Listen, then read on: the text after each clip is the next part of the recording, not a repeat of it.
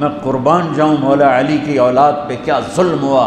सबसे मजलूम सहाबा में कोई हस्ती है तो मेरे नबी का घराना है, और अली इब्न अबी तालिब की हस्ती है जिनकी सारी नस्ल ज़बह हो गई। इमाम ज़ैनुल आबिदीन अकेले बचे थे, उनको मुख़ब्बिस ज़बह करने लगे तो इतने बीमार थे कि हज़रत ज़ैनब चिल्ला उठी, तो उसको तरस आया और उसने छोड़ दिया। इमाम ज़ैनुल आबिदीन सारी रात रोते थे, तो उनके एक नौकर ने पूछा, हज़रत अल्लाह ने आपको इतना कुछ दे दिया, आप सारी रात क्यों रोते हैं? तो उन्होंने फरमाया, वो फिर रोने लगे, फरमाया अरे मेरे भाई, याकूब अलैहिस्सलाम का एक बेटा गुम हुआ था जो बाद में मिल गया। 40 साल रोते रोते आंखें खुश सफ़ेद हो गईं, अंधे हो गए, और मैंने अपनी सारी नस्ल को अपनी आंखों के सामने ज़बह होते देखा। और आले रसूल में सबसे पहले अली अकबर शहीद हुए, सबसे पहले अली अकबर, और फिर सबसे आखिर में कासिम बिन हसन, छोटे थे, मासूम थे, उनके पास वो खेमे से निकले लाठी लेकर, जब देखा ना कि चाचा अकेला रह गए, छोटे थे, लाठी लेकर निकले।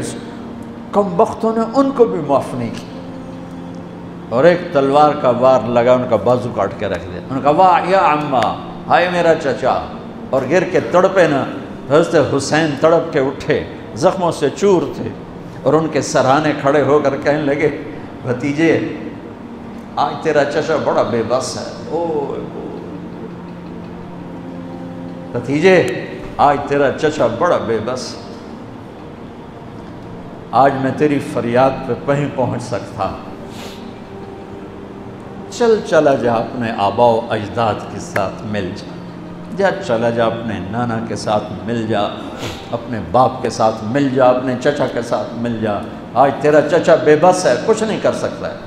और उनकी लाश को उठाया और जाकर जहाँ बाकी शहजादे लाशें गिरे पड़े थे वहाँ जाकर लिटा दिया, और फिर बैठ गए, ज़ख्मी थे, कोई उनको कत्ल करने के लिए आगे नहीं बढ़ रहा।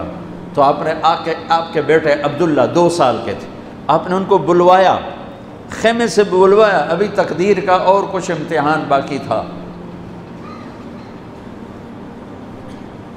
मैं कतर में था जमात में, हॉस्पिटल गया, मुझे दर्द था, टीका लगवाना, एमरजेंसी से गुजरा तो एक बच्चा बेड पे तड़प रहा था, रो रहा था, दर्द था, छोटा बच्चा 3-4 साल। उसकी माँ उसके सराहने खड़ी यूँ देख रही थी। उसके माँ के चेहरे को देखकर मैं अपने आंसू नहीं रोक सका, और वो इलाज हो रहा था। उस बाप को सोचो जिसकी सारी नस्ल उसके सामने ज़बह हो रही हो, और 2 साल का बच्चा भी माफ़ न किया जा रहा हो। उसको सीने लगाकर यहाँ बिठा लिया, और उसको ऐसे हज़रत बड़ी नज़रों से देख रहे थे कि कोफ़ी लश्कर से एक शख्स इब्नुल मुवक्किद दिन्नार, उसने जो तीर खींच के मारा, मेरे अल्लाह ने ख़ता नहीं होने दिया, ऊपर चला जाता, हुसैन को लग जाता, दाएं बाएं चला जाता, वो सीधा बच्चे की यहाँ गले के लगे, और बच्चे की गर्दन यूँ ढलक गई। उसकी तो आह भी ना निकल सकी, एक चीख क्या आह भी ना निकल सकी। यहाँ सब्र का पैमाना भरा नहीं, लरस गया, और अपने बच्चे का खून दोनों हाथों में लिया, ऐसे दोनों लब भर के यूँ आसमान की तरफ उछाल दिया। अच्छा मेरे मौला, तू राज़ी है तो मैं भी राज़ी। सुभान अल्लाह, क्या पैगाम है। अल्लाह को राज़ी करने के लिए हर कदम उठा दो। बिकना नहीं है, ईमान नहीं बेचना, इज़्ज़त को नहीं बेचना, गैरत को नहीं बेचना, इस्लाम का सौदा नहीं करना है।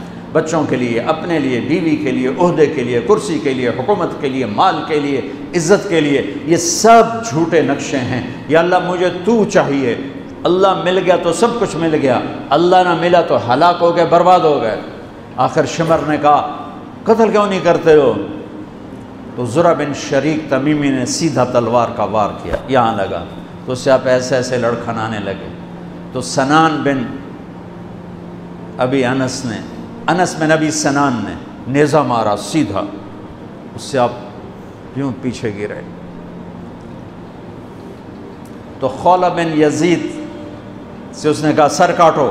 वो सर काटने के लिए आगे बढ़ा तो कांपने लगा। मैंने कहा तेरी माँ तुझे रोए। उसे धक्का दे के पीछे किया और वही जिसने नेज़ा मारा था अनस बिन अबी सनान, उसने आगे बढ़ के आपके सर के बाल पकड़ के सर काट के अलग थोड़े से अलग कर